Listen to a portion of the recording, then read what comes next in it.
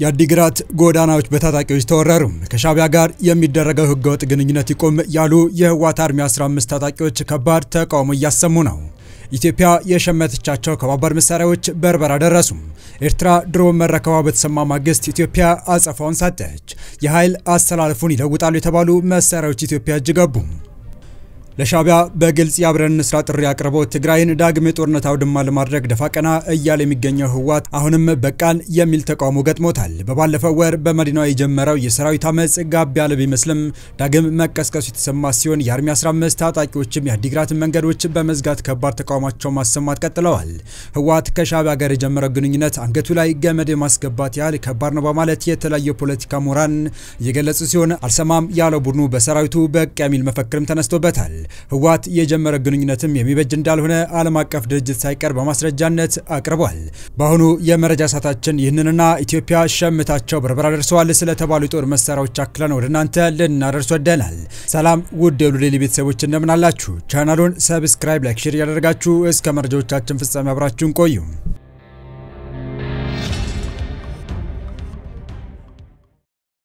በአዲግራት የሚገኙ ታጣቂዎች አመጽ አስነስተዋል። ጦሩ ለህወሓትና ሻቢያ እንዋጋም አንሙትላችሁም ነቅተናል እያለ የሚገኝ ሲሆን በሌሎች አካባቢ ካምፖች የሚገኙ ታጣቂዎችም አመጹን በፍጥነት ይቀላቀላሉ ተብሎ እየተጠበቀ ይገኛል። ከቅርብ ጊዜ ወዲህ በህወሓት ላይ እየተካሄደ የሚገኘው የሰራዊት አመጽ ጋብ ያለ መስሎ የነበረ ቢሆንም ከስተቱ መማር የማይፈልገው ህወሓት ከስተቱ ባለመማሩና ይበልጥ ለጥፋት እየተጋ በመሆኑ ሰራዊቱ ዳግም አመጹን ቀጥሎበታል። ህወሓት ዘንድሮ የመጣበት ህዝባዊ ማዕበል የሚቋቋመው አይደለም፣ ይልቅስ ሳያጠፋቸው የሚቆም መስለም እየተባለም ይገኛል። በአሁኑ ሰዓት የህወሓት አርሚ 15 ታጣቂዎች በአዲግራት ከተማ ሰላማዊ ሰልፍ እያደረጉ ሲሆን ሰልፈኞቹም ልክ ከዚህ ቀደም በመቀለና ሌሎች አካባቢዎች እንደተካሄደው ሰልፍ ሁሉ መኖር እንፈልጋለን፣ ጥያቄዎቻችን በአስቸኳይ ይመለሱ፣ ከንቱ መስዋዕትነት መክፈል አንፈልግም፣ ለዳግም ጦርነት የሚደረገው ዝግጅት ይቁም፣ አዲስ የተጀመረ የመካነ ስልጠና ይቁም፣ ከሻቢያ ጋር የሚደረገው ህገወጥ ግንኙነት ይቁም እና ተፈናቃዮች ወደ ቀያቸው ይመለሱ የሚሉ መፈክሮችን እያሰሙ ይገኛሉ። በትግራይ ያለው ጉዳይ ከወትሮለት እንዱም ከበድ እያለ ይገኛል። ከቀድሞ የህወሓት ኃላፊዎችና በሁለት ዓመቱ ጦርነት ሰራዊቱን ባዛዥነት ሲመሩ ከነበሩ ስመጥር ጀነራሎች አንደበት የተሰማ የሚገኘው ሚስጥር ደግሞ ታደሰ ወረደንና ደብረጽዮን ገብረ ሚካኤል ከገቡበት ችግር የማይወጡትን አጣብቂኝ ውስጥ እያስገባ ያለው ክስተት እንዲጨምርና እንደ ትልቅ መንስኤ እየተጠቀሰ እንደሆነ ነው የተሰማው። ህወሓት የሚተማመንበት ጦር የከዳውና ሰራዊቱም ባዛዡ ላይ ማመጹን አጠናክሮ ቀጥሏል።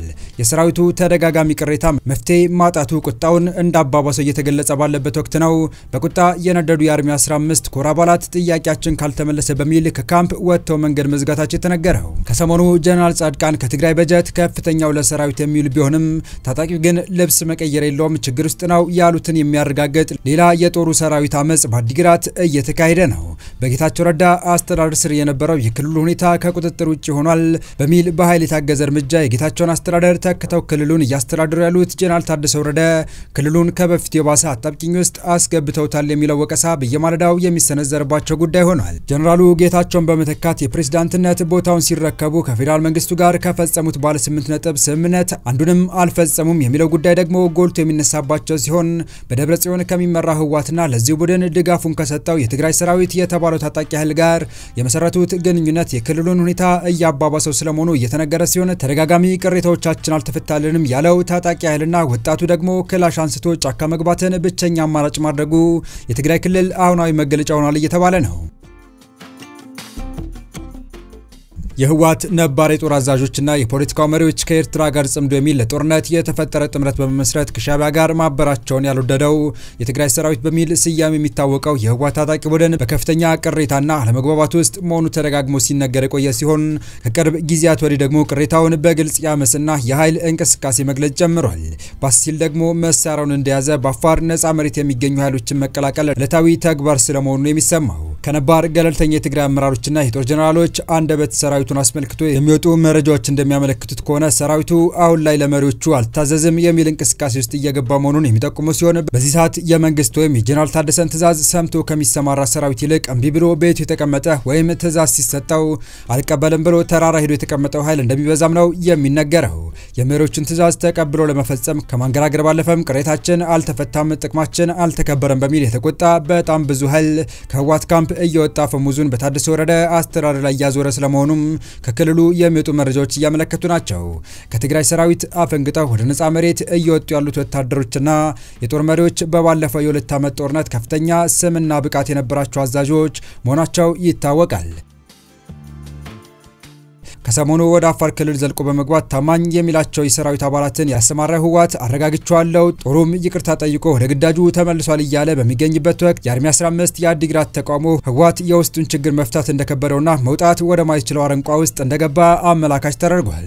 ይህ በእንዲህ እንዳለ ከሻቢያ ጋር ያበረው ህወሓት ያበረው ከማይበጀውና ፍጹም የትግራይ ህዝብ ጠላት ከሆነ ቡድን ጋር እንደሆነ የሚገልጽ ሪፖርት ወጥቷል። ጄኖሳይዶች የተባለ ዓለም አቀፍ ተቋም በህዳር 2025 ባወጣው አዲስ የሀገር ሪፖርት የኤርትራ መንግስት ዜጎች ላይ ከባድ ጭቆና እየፈጸመ መሆኑንና በኢትዮጵያ ትግራይ ክልል በተፈጸመው የዘር ማጥፋት ወንጀል ውስጥም ተሳትፏል ሲል ወንጅሏል። ሪፖርቱ ሀገሪቱ በአሁኑ ወቅት በዘር ማጥፋት በዓለም 3ኛ ደረጃ ላይ እንደምትገኝም ጠቁሟል። ሪፖርቱ በኤርትራ የሚገኙ አናሳ ቡድኖች ሁኔታ አሳሳቢ ነው ያለ ሲሆን እውቅና የተሰጣቸው 4 ሃይማኖቶች ማለትም ሱኒ እስልምና፣ ኤርትራ ኦርቶዶክስ፣ ሮማን ካቶሊክና ኢቫንጀሊካል ሉተር ብቻ ሲሆኑ የሌሎች እምነት ተከታዮች ይታሰራሉ፣ የሃይማኖት ነጻነታቸውንም ተነፍገዋል ተብሏል። የአፋር ተወላጆች ለ10 ዓመታት መድሎና ጥቃት ከሀገሪቱ ከፍተኛ የተገለሉ ቡድኖች አንዱ መሆናቸው የተገለጸ ሲሆን የመንግስት ፖሊሶች ከመሬታቸው አፈናቅሏቸዋል። ባህላዊ ስራቸው የሆነውን አሳ ማጥመድ ከልክሏል። በዚህ ምክንያት 57000 የአፋር ዜጎች ወደ ኢትዮጵያ መሰደዳቸው በሪፖርቱ ተጠቅሷል። ሪፖርቱ ኤርትራ 600000 ሰዎችን በገደለው በትግራይ የዘር ማጥፋት ውስጥ በከፍተኛ ሁኔታ ተሳትፋለች ብሏል። ኤርትራ እንደ አውሮፓውያን አቆጣጠር በ2022 በኢትዮጵያ መንግስትና በህወሓት መካከል የተደረገውን የሰላም ስምምነት አልፈረመችም የተባለ ሲሆን የኤርትራ ጦር እስከዛሬ ድረስ በትግራይ ውስጥ በስርዓታዊ አስገድዶ መድፈር፣ በጾታዊ ጥቃት፣ በሲቪል ጭፍጨፋና በዘፈቀደ እስራት የሚገለጹ በሰብአዊነት ላይ የሚፈጸሙ ወንጀሎችን እየፈጸመ ነው ሲል ሪፖርቱ ወንጅሏል። በቀጣይ መረጃ ኢትዮጵያ ከኤርትራ ጋር በአሰብ ወደብ ይገባኛል ጉዳይ ተፋጣ በምትገኝበት በአሁኑ ወቅትና የድንበሩ ግለት በጨመረበት ሰዓት ከዩናይትድ አረብ ኤምሬት የገዛቸው መሳሪያዎች ሶማሊላንድ በርበራ ወደ መድረሳቸው ተሰምቷል። ኢትዮጵያ ወደ ቀይ ባህር ተጠቃሚነቷ ለመመለስ በምታደርገው ጥረት ከአንዳንድ ጎረቤት ሀገራት ጋር መቃቃር ውስጥ እንደገባች ይታወቃል። ከነዚህ መካከል የኢሳያስ አፈወርቂ ኤርትራ አንዷ ስትሆን ሁለቱ ሀገራት ወደ ጦርነት ለመግባት እያሟሟቁ እንዳለም ይታወቃል። በዚህ ማነው ታዲያ ሁለቱም ሀገራት አሉኝ ከሚሏቸው ሀያላን ወዳጅ ሀገራት የጦር ሸመታውን እያጣጣፉ የሚገኘው? ከሰሞኑ የመሳሪያ ግዢ ማዕቀብ ያለባት ኤርትራ ከኢራን የሸመተቻቸው ድሮኖችና አንዳንድ ከባባድ መሳሪያዎች እንዳሉ የኤርትራ የሚዲያ ሰራዊቶች ሲያሰራጩ የነበረ ሲሆን ኢትዮጵያ ከዩናይትድ አረብ ኤምሬት መሳሪያ ሸምታ በርበራ ወደብ እንደተራገፉ የኤርትራ እኚሁ ሚዲያዎች አገኘነው የሚሉት መረጃ እያጣቀሱ እየዘገቡ ይገኛሉ። የሀገር ውስጥ ሚዲያዎች ይህንን ጉዳይ ባይገልጹም ኢትዮጵያ ራሷን ከየትኛውም የጠላት ጥቃት ለመከላከል እያደረገች ካለችው ሰፊ ዝግጅት አንጻር በርበራ ተራገፉ ስለተባሉ መሳሪያዎች የወጡ መረጃዎች እውነት ሊሆኑ እንደሚችሉም አንዳንድ ተንታኞች እየገለጹ ይገኛሉ። ኢትዮጵያ ከዩናይትድ አረብ ኤምሬትስ ጋር ጥሩ የሚባል ግንኙነት እንዳላትና ኤምሬትስም የኢትዮጵያን የባህር በር ፍላጎት እንደምትደግፍ የገለጹት እነዚሁ ተንታኞች ምናልባትም ኢትዮጵያ ከሶማሊላንድ ጋር ጥሩ ጉርብትና ስላላት ከኤምሬት ያስገባቻቸው ከባባድ መሳሪያዎች ሳይሆኑ አይቀርም እያሉ ናቸው። ኢትዮጵያ የጦር መሳሪያዎችን የሸመተችው ለኤርትራ ነው መባሉን የሚያስተባብሉት ተንታኞቹ ኢትዮጵያ ለኤርትራ ብላ አሁን ላይ የምታደርገው የተለየ ዝግጅት የሚኖር አይመስለንም፣ ምክንያቱም ከ5 እና 6 ዓመት ጀምሮ የኢትዮጵያ ሰራዊት በእጅጉ እየዘመነና እየሰለጠነ ነው ያሉ ሲሆን ከዚህ በኋላ ኢትዮጵያ ከየትኛውም ሀገር ጋር ወደ ውጊያ ብትገባ በቴክኖሎጂ የታገዘ ውጊያ ነው የምታደርገው ሲሉ ኢትዮጵያ በራሷ አቅም እያመረተቻቸው ያሉትን አጥፍቶ ጠፊ ድሮኖችን ላብነት ጠቅሰዋል። የተወደዳችሁ የቻናላችን ቤተሰቦች ለአሁኑ ለእናንተ ይመጥናሉ ብታደምጧቸው ታተርፉባችኋላችሁ ብለን የመረጥንላችሁ ዕለታዊ መረጃዎቻችን እስካሁን ያደመጣችኋቸው ነበሩ። በተመሳሳይ ሀገራዊና ቀጠናዊ ጉዳዮች እንዲሁም ዓለም አቀፋዊ የጂኦፖለቲካ ወታደራዊና አነጋጋሪ ክስተቶችን ለበለት ተከታትለን በትኩስ ይዘን እንደምንቀርብ እያሳወቅን የቻናሉ ቤተሰብ ካልናችሁ ሰብስክራይብ፣ ቪዲዮን ላይክ እና ሼር በማድረግ ተደራሽነታችን ታሰፉ ዘንድ አክብሮታዊ ግብዣችን ነው። አበቃን። ሰናይ ጊዜን ተመኘን።